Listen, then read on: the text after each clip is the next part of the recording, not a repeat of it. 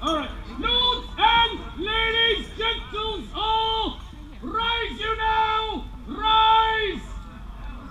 400 sovereigns and hit it southward!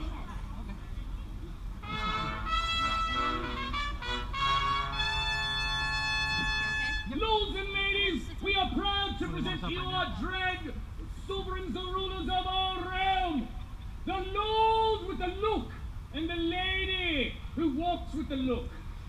I got nothing. All right, lords and ladies, please welcome Duchess Elizabeth and Lord Hugh Percy. Hip hip! Huzzah! Hip hip! Huzzah! Hip hip! Huzzah! Long live the Duke! Long live the Duchess!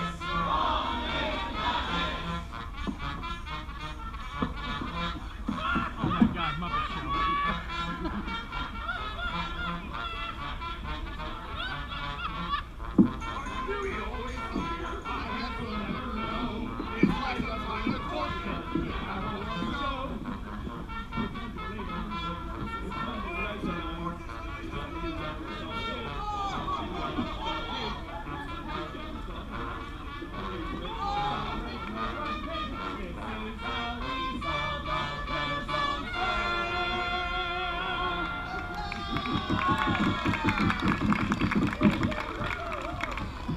My lords and ladies, I introduce to you the Duke and Duchess of Northumberland, Lord Hugh and Lady Elizabeth Percy. God save the Duke and Duchess! God save the Duke and Duchess! Thank thee, Shakeslow, thank thee, Marsphere, we thank thee for thy presence. Oh, my good people, do make yourselves comfortable. Thank you, Your Grace. I would also like to welcome all of you and those dignitaries who have traveled here from afar to be with us to this day. I shall begin, of course, with my most favorite of decrees. Today I wish you all to do nothing but eat, drink, shop, revel, and make merry in this, our most favorite child of Frostford. We would also like to introduce our two daughters who are here with us today, Elizabeth and Margaret. Despite the finest attempts of the Vikings last year, Elizabeth remains on the market, as it were. Lots of pieces of merchandise to be branded out like a candy tart. Oh, tarts. The bold blueberry. The brazen blackberry. The rapacious raspberry. What? Sorry. Anyway, I stand here upon this dais with the three greatest women that five greatest women that I know. Though someday, here in Northumberland, the weight of the duchy shall fall upon the shoulders of my daughter and her eventual husband. Which brings us to a young gentleman who is visiting us here today. Oh, my dear, our young visitor is a cardinal. He's a bird, he only has one feather. No. A cardinal from the Pope himself. He's too young. Perhaps we should allow him to explain. My good people, I would like to introduce to you Ferdinando de Medici, son of, wait, there's more, he's got things. Son of Cosimo de Medici, the Duke of Florence. Gracias, Your Grace. It is my pleasure to convey unto you, good people, warm wishes both from all of Firenze and from my father. You are most welcome. The fame of the de Medici family extends far beyond Florence and the Mediterranean, but I am sure everyone here is wondering, what has brought thee here upon this day? Your Grace, Firenze prides itself on the knowledge of the world and is well aware of England's economic and strategic strengths. Strategic? Strategic. Excellent. What? I was just saying, for you to say he's Italian, he's translating. No, this is true. But really, the question we all need to know is, why here? Why not, say, with the Queen in London? Your Grace, you underestimate the stories that surround you. But fear not, we are not here to instigate insurrection. My brother Francesco is in London speaking with the Queen as we speak this day.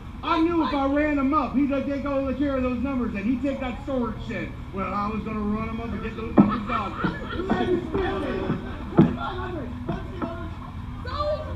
Wait, he said 25 and he went for 13? I don't know what's going on! 13's my lucky number! Overwhelming. Gentlemen! 1, 2, 3, 4, 1, 2. I am going any which way the wind may be blowing. I am going. Not gonna be the right one. Where streams of whiskey are flowing. Hey!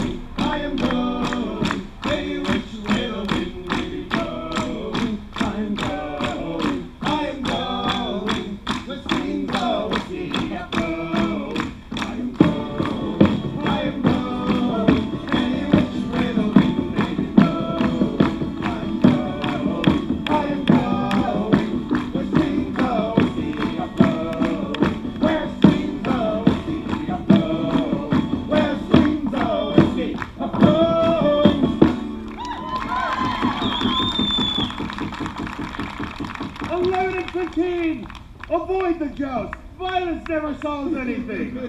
Drink. 2:45 and 3:15. Playing all around the Shire. And if you find us well, you can put a wish right in our leprechaun cauldron. If it comes true, well, thanks for your money. Or a beer in our livers. Yes. Look at me! 3 times shy! Oh, I'm okay, guys. I think I wet myself. Yeah, you did. Did you have to go change again and wedge it a second time? I know it's right. Lords and ladies do require even more entertainment! Hello, Duke! My Lady Elizabeth, do you require more entertainment? Yes! What about you, guy with the face? Aye. All right, lords and ladies, prepare to fall in love. Please. Prepared for love with fire. Prepare to just fall in love and throw money at this next performer. Lords and ladies, we give you a double Ignis!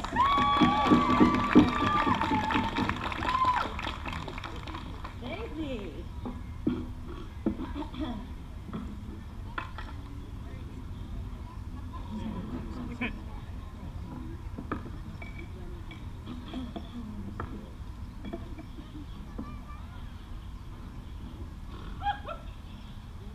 Stand back, everyone, nothing here to see. Just imminent danger in the middle of it, me. Adamo Ignis is here, hair flowing in the breeze. The day needs my fiery expertise. A girl's gotta do what a girl's gotta do. Seems destiny me here entertaining you. My shoulder listed right in front of you on a page. 12 and 1:30 here upon this stage.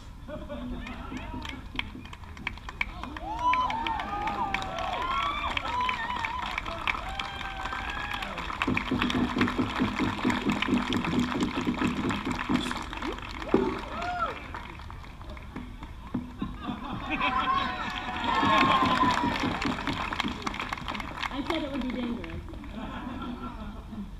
Vaguely, do find me here 12 and 1:30 upon this stage. We give you a double Ignis! I like how she handled that whole flame thing like a Scottish rebellion.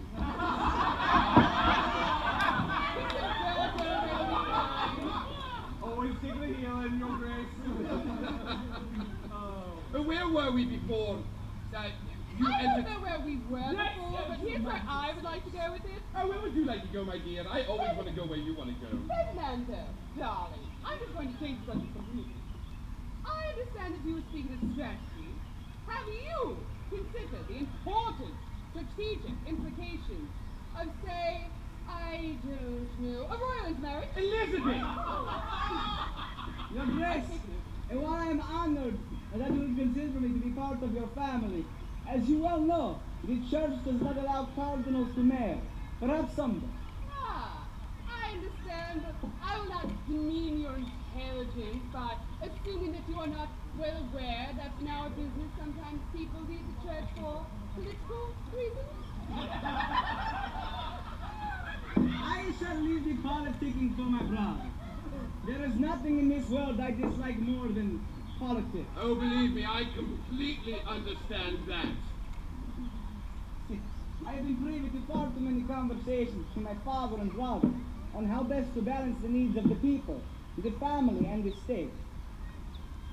There can be no argument.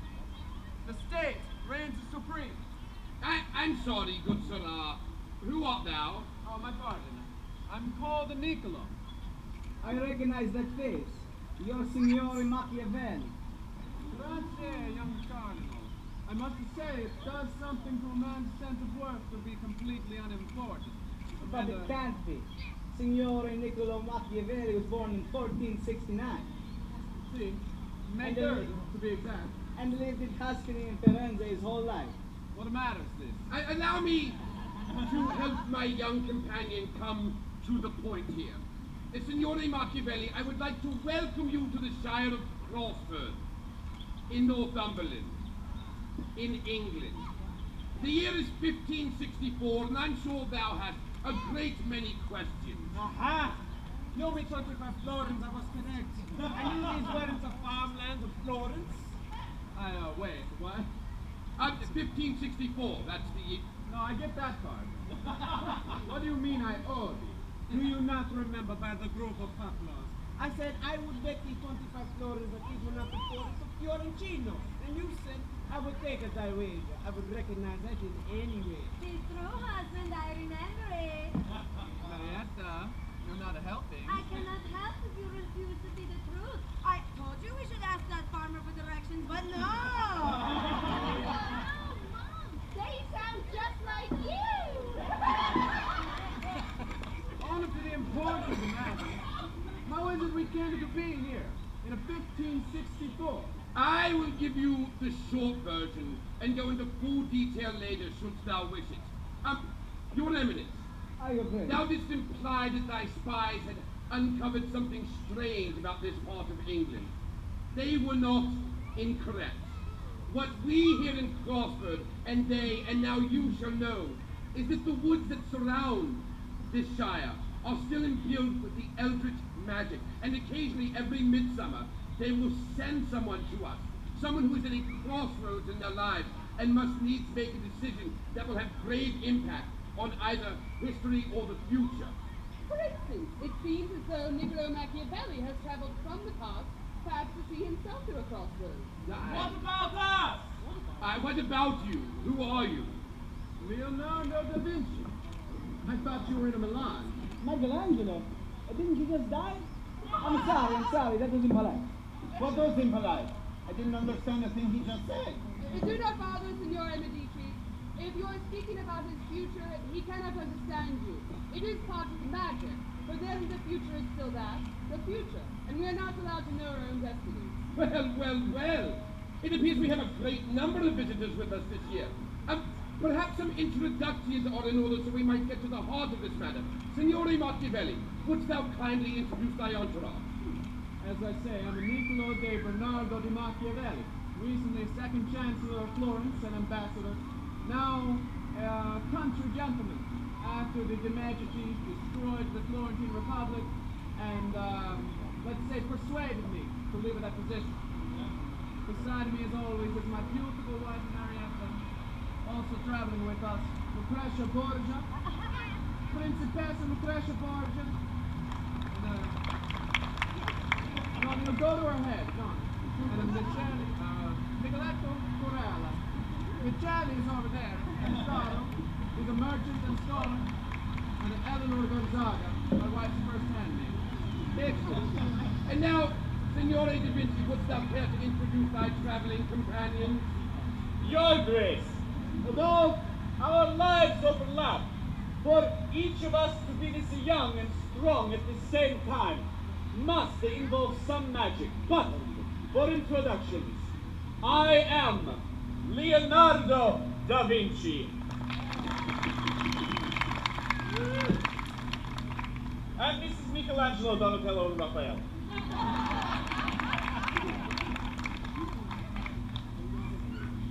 Between us, we represent work in all major visual art forms.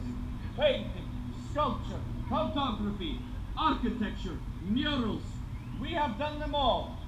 Some of us have even dabbled in the scientific area as well. I mean, that is all wonderful and delightful. I suppose the question at hand is, why are you all here?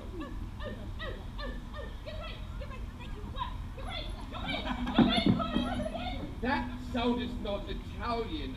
I'm sorry, who art thou? Simone Elizabeth Grey, Your Grace. Art thou then related to the Lady Jane Grey? Aye, she was my cousin. Ah, the Greys are well known and supported here in Northumberland.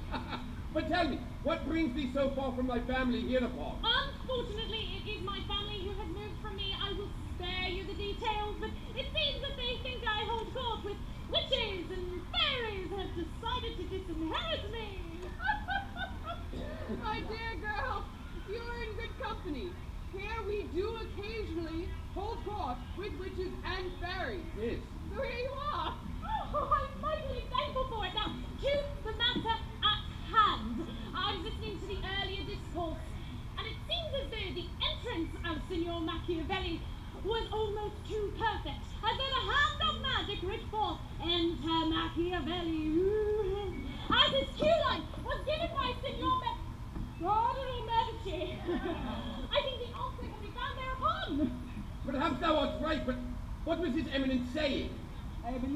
speaking of the discourse between my father and brother on how best to rule Firenze. My father is in favor of a strong and noble house, led by national pride, and having the finest arts and sciences, while my brother seeks to rule using laws as tools of fear, and having enemies, so your people band together to... Brother, shows promise. Rigid rule structure keeps people ordered. If you can keep people afraid of the world outside of their own, they will band together to reject foreign rule. Thus, order as a means of creating more order. It is always better to be feared than to be loved, if you cannot be both. For love is internal and fitting. Sometimes it comes and goes with the breeze, but fear is external. And as long as the source remains constant, the result will be constant. There is a little truth to this. If you can get people to fear you, you can achieve some success. Fear is a natural response to danger and leads people to a mode of survival where they only do enough to escape what they fear. Love is much more irrational, and sometimes it makes people do stupid things. Perhaps going to battle, even if they fear it. They love the leader, or the feeling of purpose, or both, so they fight anyway. They are inspired by the future glory, or the significance of their input. It is much more motivating than limiting fear. In my field of the arts, fear cannot inspire, and only love can let you work for years to perfect the creation.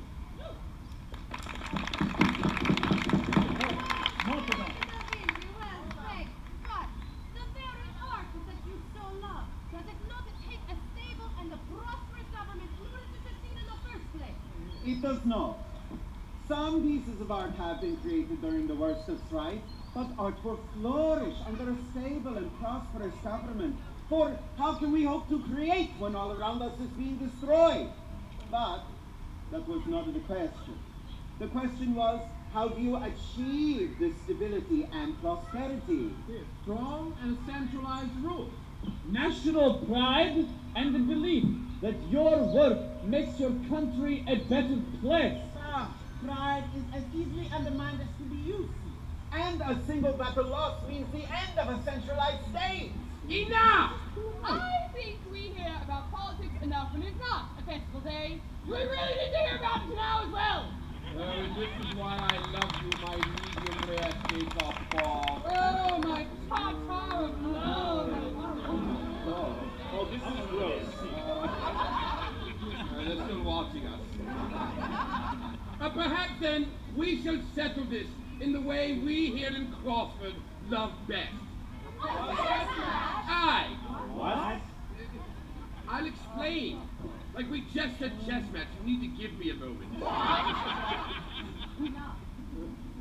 Signore Machiavelli, Leonardo da Vinci, perhaps throughout the course of the day thou wouldst care to gather players to thy side and return hereupon at 3 o'clock for a human chess match, pitching your own strategies and skills against each other. Agreed? Agreed. Agreed. Excellent. Then, my good people, I do ask you all also to return hereupon at 3 o'clock. Pick your side, either Machiavelli or Da Vinci, and cheer them on. Perhaps our young cardinal visitor will find some of the answers that he seeks. And do not forget that 11:15 and 2:15 to go to Swain Field and watch the magnificent knights prove their mettle in exciting shouts. Aye. Until then, oh, Cardinal, I will attend upon you. As for the rest of you, what are you doing here? Go, it's a festival day. Enjoy yourselves, people. God save the Duke and Duchess! God save the Duke and Duchess!